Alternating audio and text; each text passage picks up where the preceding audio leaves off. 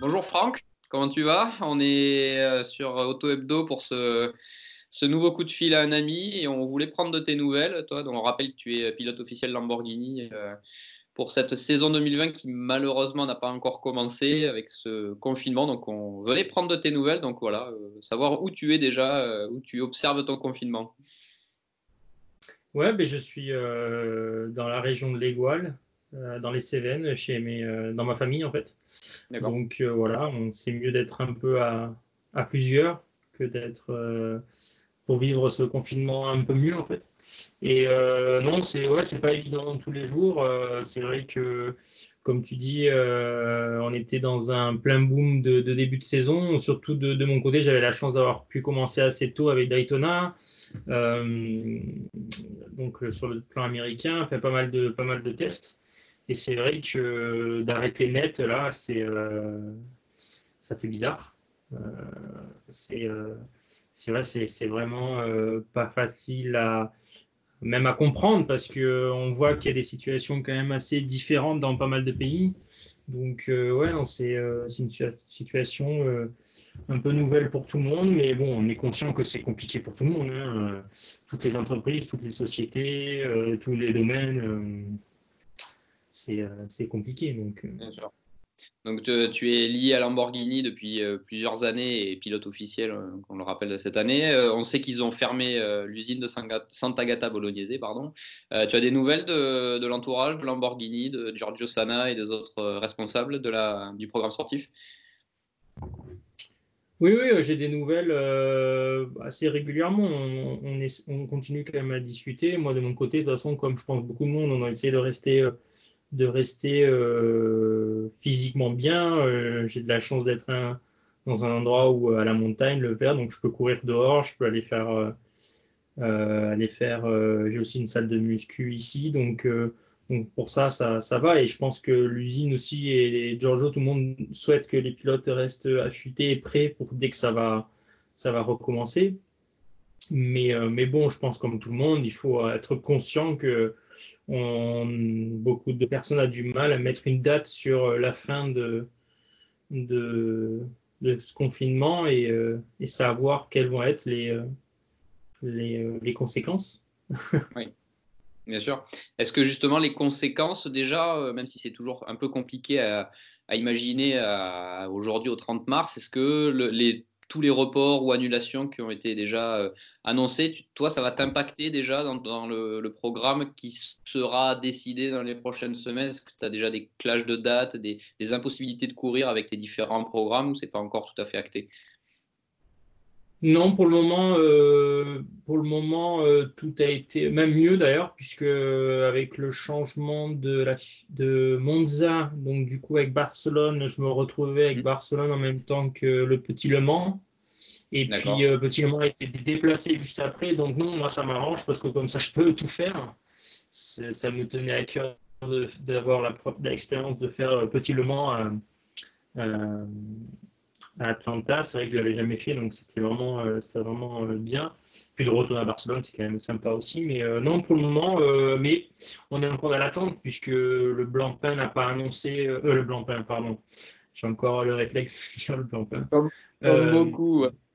ouais, le GT World, non, on n'a pas encore annoncé. Vu que tout a été déplacé au mois de mai, on ne sait pas encore les futures dates. Moi, je fais aussi le British.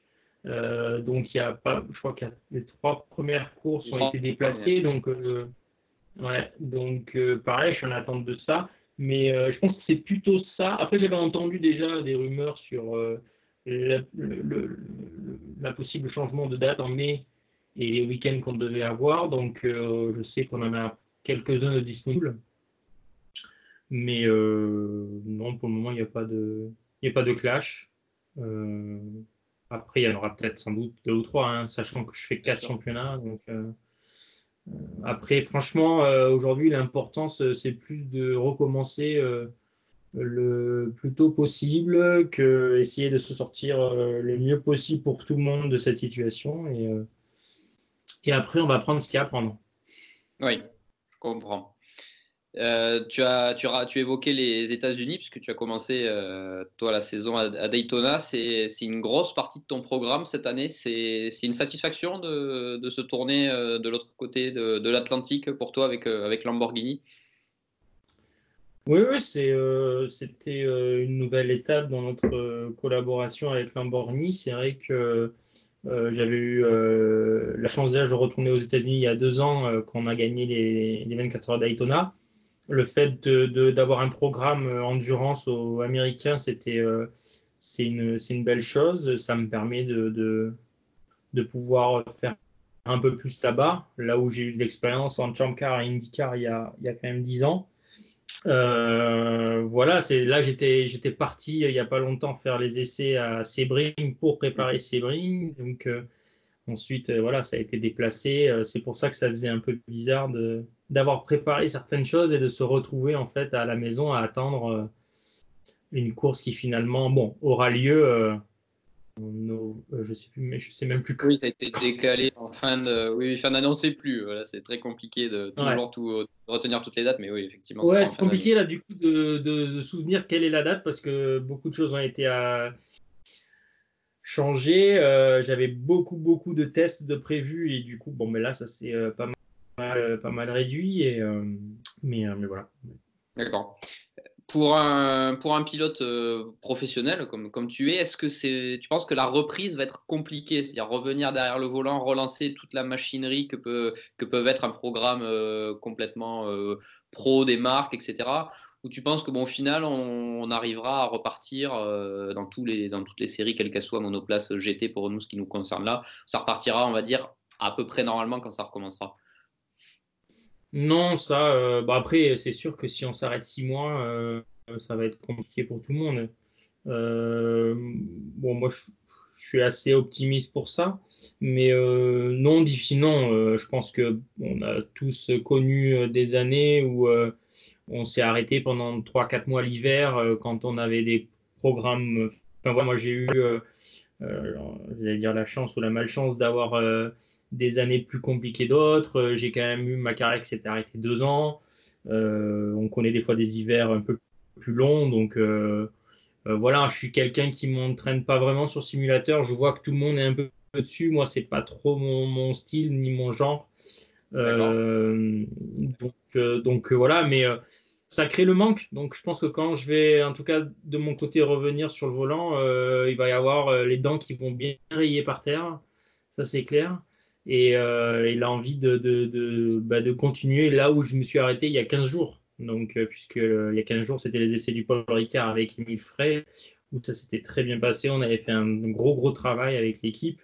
Donc là, d'ailleurs, on communique énormément ensemble, puisque voilà, l'envie, c'est de reprendre là où on a mis pause et, D'accord. de revenir plus fort. C'est ce qu'on se dit un peu entre tous, même avec Lambeau. Le but est vraiment de revenir ensemble plus fort et de continuer ce qu'on est en train de faire tous ensemble. D'accord. Tu évoquais la simulation, voilà, les e-racing et autres simulateurs avec toutes les courses qu'on peut voir sur Internet. Est-ce que tu comprends quand même cet engouement, même si, bon, comme tu disais, tu le partages pas forcément toi personnellement, mais tu comprends que ça prenne là aujourd'hui une importance vraiment de plus en plus conséquente? Ben, parce qu'en fait, ça cache un peu le manque de ce qu'il peut avoir. Mhm, mhm. Euh, mais après, je peux comprendre certains, surtout la jeune génération, qui aiment ça. Après, moi, j'ai pas grandi avec ça, j'ai pas connu ça. Après, s'il faut le faire parce que pour divers partenaires ou parce que le constructeur ou etc. me demande, voilà. Mais je ressens pas le besoin de m'entraîner. Je ressens le besoin de m'entraîner physiquement et d'être bien dans ma tête et de reprendre, voilà, comme j'ai dit, quand ce sera le moment présent.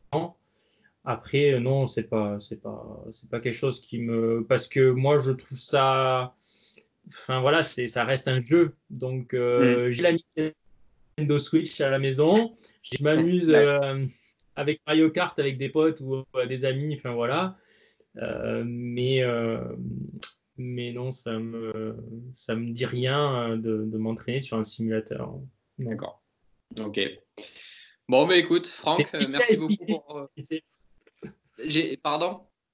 C'est difficile à expliquer sans manquer de respect à ceux qui adorent ça, qui passent des heures et des heures là-dessus. Oui, je comprends. Ok.